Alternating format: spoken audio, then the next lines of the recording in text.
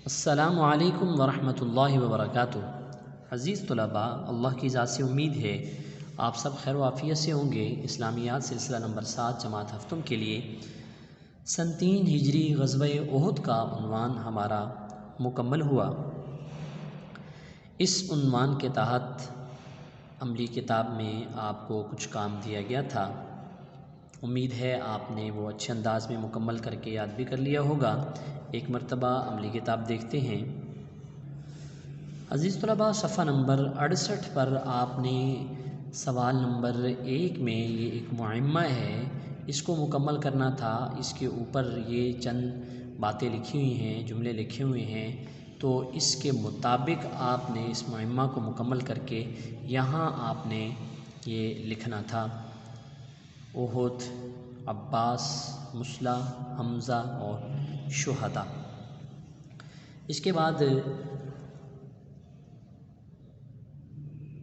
کچھ آپ نے مزید سوالات جوابات بھی کرنے تھے، ایک نظر آپ ان کو بھی دیکھتے جائیں۔ یہ پچھلا سارا کام آپ دیکھیں صفحہ نمبر 69 پر، اور اس کے بعد صفحہ نمبر 70 پر بھی آپ کو دکھا دیتے ہیں کام۔ یہ صفحہ نمبر 70 پر بھی آپ کام دیکھیں، تاکہ اگر کسی بچے کا پیچھے سے بھی کام رہتا ہے تو وہ اس کو مکمل کر لیں۔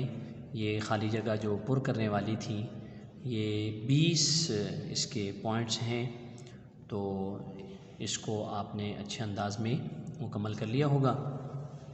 اب ہم آج اپنا اگلا عنوان شروع کرتے ہیں، اور اگلا ہمارا عنوان ہے واقعہ بئر معونہ، ماہ صفر سن 4 ہجری، یعنی 3 ہجری میں غزوہ احد ہوا اور 4 ہجری میں یہ واقعہ پیش آیا۔ عزیز طلباء، بئر جو ہے یہ کنویں کو کہتے ہیں۔ بئر کس کو کہتے ہیں؟ کنویں کو کہتے ہیں۔ اور بئر معونہ اس لیے کہتے ہیں کہ معونہ یہ ایک نام ہے، تو اس وجہ سے کہ وہاں یہ کنواں موجود تھا جہاں یہ واقعہ پیش آیا، اور اس واقعے کا دوسرا نام سریۃ القریٰ بھی ہے۔ سریہ گروہ کو کہتے ہیں، تو قریٰ جو ہے قاری کی جمع، کہ اس گروہ کے اندر جو واقعہ پیش آیا تو اس میں بہت سے قراء تھے، قاری تھے صحابہ۔ 70 صحابہ کی نجد کی طرف روانگی۔ اصل میں اہل نجد کی طرف سے ایک شخص ابو براء نامی آپ صلی اللہ علیہ وسلم کی خدمت میں آیا اور کہنے لگا کہ جی میں یہ چاہتا ہوں کہ میں اسلام قبول کروں، لیکن پہلے میرے قبیلے والے لوگ جو ہے وہ اسلام قبول کریں، اس لیے آپ چند صحابہ کو میرے ساتھ بھیجیں جو وہاں اسلام کی دعوت دیں، اور میرا قبیلہ بھی جو ہے وہ اسلام لے آئے گا، اور میں خود بھی اسلام لے آؤں گا۔ اللہ کے رسول صلی اللہ علیہ وسلم نے اہل نجد کی طرف سے خطرہ ظاہر فرمایا، لیکن یہ شخص کہنے لگا کہ میں ضامن ہوں، کسی قسم کا کوئی خطرہ نہیں ہے، کیونکہ ان کا جو حکمران ہے وہ میرا بھتیجا ہے۔ تو اللہ کے رسول صلی اللہ علیہ وسلم نے 70 صحابہ کرام کو حضرت منذر بن محمد رضی اللہ تعالیٰ عنہ کی امارت میں بھیج دیا، اور ان میں اکثر صحابہ جو ہے وہ حفاظ اور قاری تھے اور اصحاب صفہ میں سے تھے، اسی وجہ سے اس کو سریۃ القریٰ بھی کہا جاتا ہے۔ تو ان لوگوں نے، جو صحابہ کرام تھے، یہ عامر بن طفیل جو ان کا سردار تھا، اس قبیلے کا سردار تھا، ان کے پاس گئے اور آپ صلی اللہ علیہ وسلم کا دعوتی خط جو ہے وہ اس کو دکھایا، تو اس پر اس نے، جو صحابی یہ خط لے کر گئے، حضرت حرام بن ملحان رضی اللہ تعالیٰ عنہ کو قتل کر دیا، اور اس حال میں اس نے مسلمانوں کے اس صحابہ کرام کے اس لشکر پر حملہ کر دیا، اور صحابہ کرام بے سر و سامانی کی حالت میں ان کے ساتھ خوب لڑے، خوب مقابلہ کیا، بالآخر صحابہ کرام شہید ہوئے۔ چند لوگ بچے جن کی تفصیل آپ کتاب کے اندر پڑھ لیں گے کہ وہ کون کون سے لوگ تھے اور کیسے بچے۔ اس کے بعد اللہ کے رسول صلی اللہ علیہ وسلم کو جب اس واقعے کی اطلاع ملی تو آپ صلی اللہ علیہ وسلم نے ان صحابہ کرام کی افسوس اور غم میں 40 دن تک قنوت نازلہ پڑھتے رہے۔ فجر کی نماز کے اندر دوسری رکعت کے رکوع کے بعد اور سجدے سے پہلے جو ہے آپ صلی اللہ علیہ وسلم دعائیں فرماتے تھے، جس میں مسلمانوں کی نصرت اور مدد کے لیے دعا ہوتی تھی اور کفار کی ہلاکت اور بربادی کے لیے بد دعا ہوتی تھی۔ آپ صلی اللہ علیہ وسلم کی اس بد دعا کا اثر یہ ہوا کہ وہاں اس علاقے کے اندر طاعون کی وبا پھیلی، جس سے سب ہلاک ہو گئے، اور ان کا جو سردار تھا عامر بن طفیل وہ گھوڑے پر بیٹھے بیٹھے ہی مر گیا۔ عزیز طلباء، یہ آج کا ہمارا عنوان تھا۔ اب ہم اس کی ریڈنگ کرتے ہیں اور پھر عملی کتاب میں کام دیکھیں گے۔ واقعہ بیر معونہ ماہ صفر 4 ہجری۔ بیر کے معنی کنویں کے ہیں۔ یہ واقعہ ایک کنویں کے قریب پیش آیا تھا جس کا نام معونہ تھا، اس لیے اس واقعے کو قصہ معونہ کہتے ہیں۔ اس واقعے کو سریۃ القریٰ بھی کہا جاتا ہے کیونکہ اس میں قراء صحابہ کی ایک کثیر تعداد شریک ہوئی تھی۔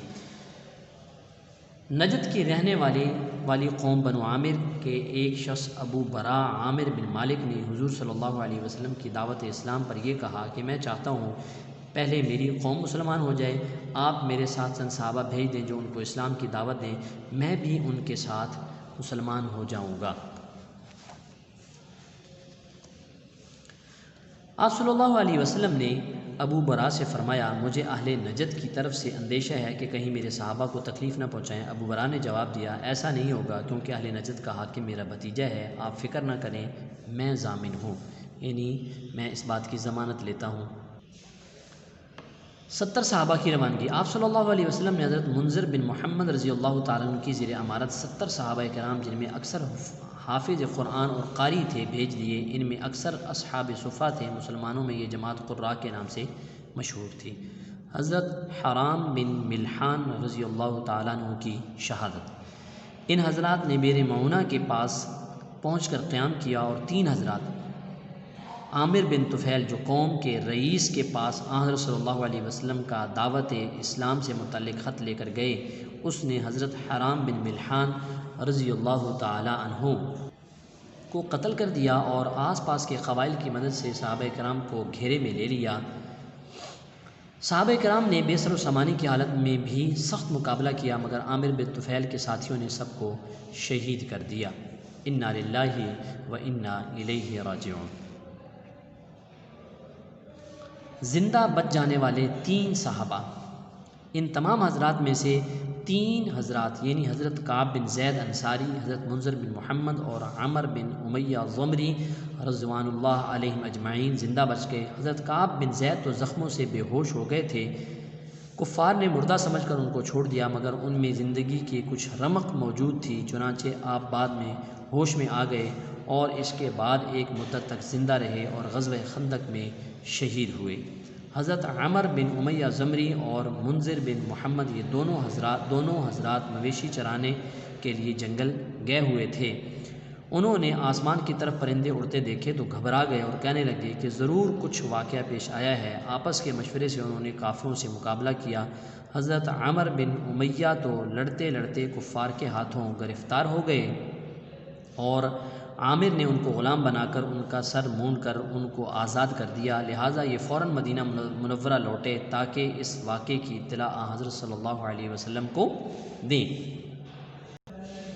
جبکہ حضرت منذر بن محمد رضی اللہ تعالیٰ عنہ کفار سے لڑتے لڑتے شہید ہو گئے۔ قنوت نازلہ۔ حضرت صلی اللہ علیہ وسلم کو جب اس واقعے کی اطلاع ملی تو آپ صلی اللہ علیہ وسلم کو بہت افسوس ہوا، چنانچہ آپ صلی اللہ علیہ وسلم نے بیر معونہ کے واقعے کے بعد قراء صحابہ کے قاتلین کے لیے 40 دن تک نماز فجر میں رکوع کے بعد قنوت نازلہ پڑھی، جس میں مسلمانوں کی نصرت کی دعا اور کفار کے لیے ہزیمت اور بربادی کی بد دعا کی۔ قنوت نازلہ پڑھنے کا یہ پہلا موقع تھا۔ اس سنت پر عمل کرتے ہوئے مسلمانوں میں یہ طریقہ رائج ہے کہ جب کبھی مسلمانوں پر کسی بھی علاقہ میں کفار کی جانب سے مصائب ڈھائے جاتے ہیں اور مسلمان کفار سے جنگ کر رہے ہوتے ہیں، تو اس طرح سے فجر کی نماز کی دوسری رکعت میں رکوع کے بعد قوما میں قنوت نازلہ پڑھی جاتی ہے، جس میں مسلمانوں کی نصرت اور کافروں کی بربادی کی دعا کی جاتی ہے۔ حضور اکرم صلی اللہ علیہ وسلم کی بد دعا کا اثر۔ کچھ دنوں بعد ان کفار کی بستی میں طاعون کی وبا پھیلی، جس سے وہ سب ہلاک ہو گئے اور ان کا سردار عامر بن طفیل تو گھوڑے پر بیٹھے بیٹھے ہی مر گیا۔ فقہ السیرہ۔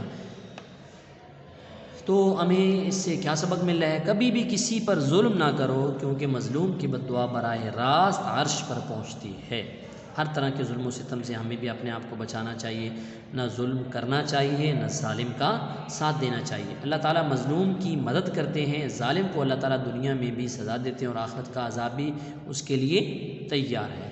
اس لیے کہا جاتا ہے کہ مظلوم کی بد دعا سے بچو۔ اب عملی کتاب دیکھتے ہیں۔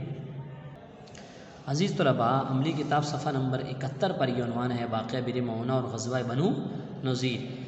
تو اس میں سوال نمبر 1 کے تحت مختصر سوالات جوابات ہیں۔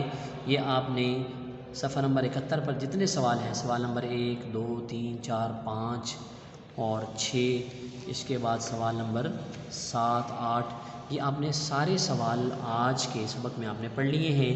ان کے جواب آپ نے دیکھ کر اچھی طرح سے لکھنے ہیں، اور اس کے بعد صفحہ نمبر 73 پر آپ نے سوال نمبر 7 8 اور سوال نمبر 10، ان 3 سوالوں کے جواب آپ نے لکھنے ہیں۔ یہ بھی آج کے سبق میں آپ پڑھ چکے ہیں۔ بقیہ حصہ جو ہے یہ آگے والے سبق کا ہے۔ آپ نے عزیز طلباء اس کو اچھے انداز میں لکھنا بھی ہے، یاد بھی کرنا ہے۔ اللہ آپ کا حامی و ناصر ہو۔ اگلے سبق تک اجازت چاہتا ہوں۔ السلام علیکم ورحمۃ اللہ وبرکاتہ۔